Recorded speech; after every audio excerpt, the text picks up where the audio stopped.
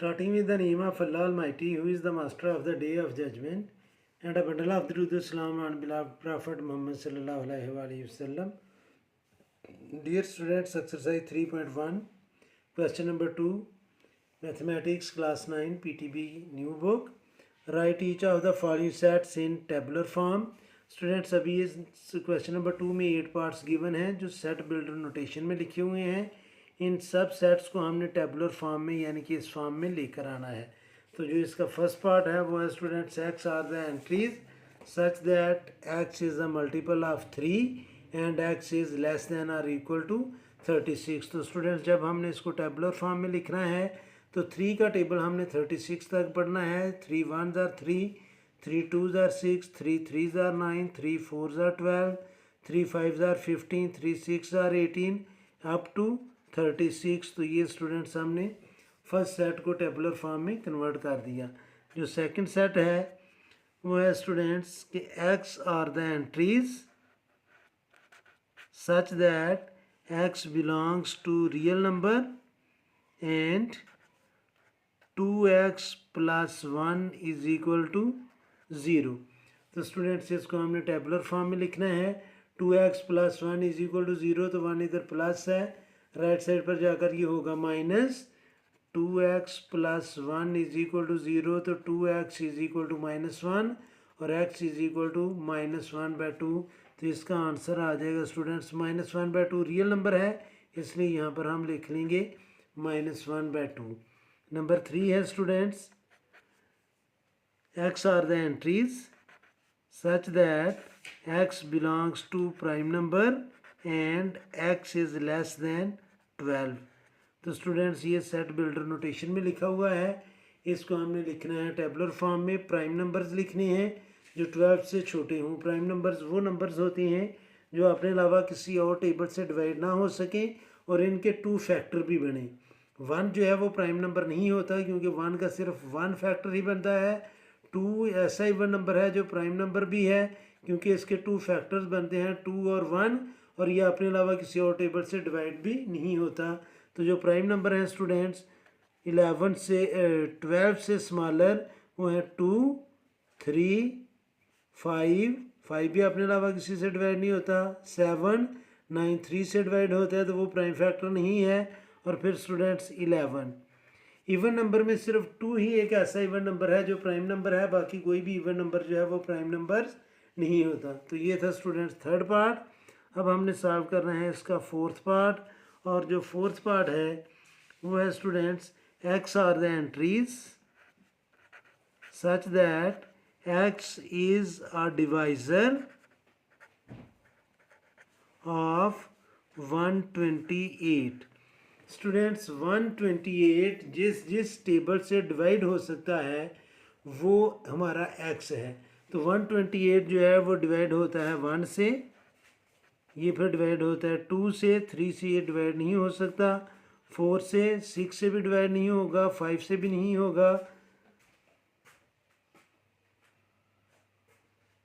3 से भी डिवाइड नहीं होगा, 4 से होगा, 5 से भी नहीं होगा, 6 से भी नहीं होगा, 7 8 से डिवाइड होगा. 8 1s are 8, 4 कैरी और 8 6 are 48. तो 8 से ये स्टूडेंट्स डिवाइड होगा. 9 से भी डिवाइड नहीं होता. 9 1s are 9, 3 कैरी 38. तो ये डिवाइड नहीं होता. 10 से भी ये स्टूडेंट्स डिवाइड नहीं होगा. फिर 11 12 स्टूडेंट्स 12 से भी डिवाइड नहीं होगा. 13 से भी नहीं होगा. 14 15 16 8s are 128. तो 16 और 8 से ये यानी कि मल्टीप्लाई करेंगे तो 128 होगा. तो 16 से भी डिवाइड होगा.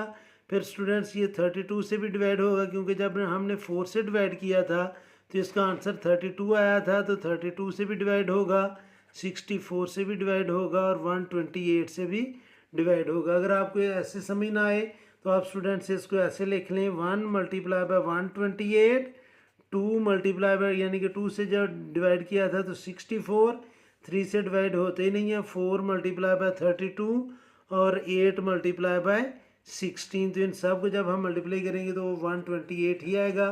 तो ये सारे इसके डिवाइज़र हैं. आगे स्टूडेंट्स नंबर 5 पर जो सेट दिया हुआ है वो है students x are the entries such that x is equal to 2 to the power of n and n belongs to natural number and n is less than 8। इसको स्टूडेंट्स चूँकि 2 to the power of n है और n belong कर रहा है natural number से और first natural number है 1, तो इसको हम लिखेंगे 2 to the power of 1, 2 to the power of 2, 2 to the power of 3 up to 2 to the power of 7। तो स्टूडेंट्स इसको जब हम टेबुलर फॉर्म में लिखेंगे तो 2 to the power of 1 mean 2, फिर students 2 to the power of 2 means 4, फिर 8, फिर 16 और ये 2 टू द पावर ऑफ 7 ये आएगा students 128। 2 to the power of 4 16, 5 32, 6, 2 to the power of 6 64 और 128 ये आएगा स्टूडेंट्स अप टू 128। आप कैलकुलेटर से भी इसका कर सकते हैं। आगे स्टूडेंट्स नंबर 6, और जो नंबर 6 पर है सेट वो हमें गिवन है students. Number 6 x are the entries such that x belongs to natural number and x plus 4 is equal to 0। Students किसी भी नेचुरल नंबर में जब हम 4 को ऐड करेंगे तो 0 नहीं आएगा, क्योंकि नेचुरल नंबर स्टार्ट होता है 1 से, तो 1 में 4 ऐड करेंगे तो 5 आएगा, 0 नहीं आएगा। फिर दूसरा नेचुरल नंबर है 2, 2 में 4 प्लस करेंगे तो 6 आएगा, यानी कि अगर -4 में हम 4 ऐड करें तो वो 0 आता है, तो -4 नेचुरल नंबर नहीं है। तो इसलिए इसका जो आंसर है वो या तो आप इस फॉर्म में लिखेंगे या फिर आप इस तरह लिखेंगे। आप इस तरह नहीं लिख सकते क्योंकि ये जो है ये एम्प्टी सेट नहीं है।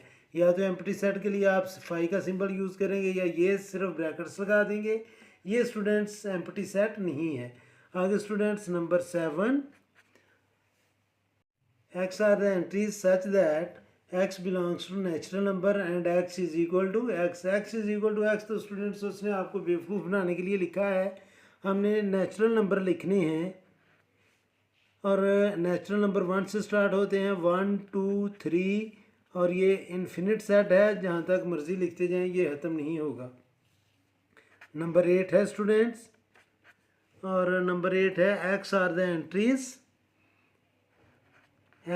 entries such that x belongs to integer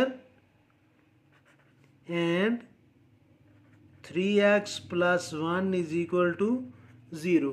तो स्टूडेंट्स ये भी एम्प्टी सेट होगा क्योंकि x में इसको आप सिंप्लीफाई कर लें, 3x plus 1 is equal to 0, तो 1 राइट साइड पर जाकर होगा माइनस, और x इज इक्वल टू -1/3, तो -1/3 जो है वो इंटीजर नहीं है, तो इसका आंसर जो है वो भी एम्प्टी सेट होगा, जैसे कि 6 पार्ट में आया है। या आप ऐसे लिखेंगे या आप ऐसे लिखेंगे। आप ऐसे नहीं लिख सकते क्योंकि स्टूडेंट्स ये एम्प्टी सेट नहीं है। तो ये दोनों फॉर्म में आप जिस मर्जी फॉर्म में लिख लें। ये था स्टूडेंट्स क्वेश्चन नंबर 2। उम्मीद है कि आपके इस क्वेश्चन की समझ आ गई होगी। फिर भी अगर कोई कन्फ्यूजन हुई तो आप कमेंट बॉक्स में ज़रूर कमेंट्स कीजिएगा। कोशिश करूँगा कि जल्द से जल्द आपको रिप्लाई करूँ, और हर में हमेशा की तरह अल्लाह से दुआ करूँगा कि आप सब हमेशा खुश रहें और ज़िंदगी के हर मैदान में कामयाब हों। आमीन। अल्लाह हाफिज़।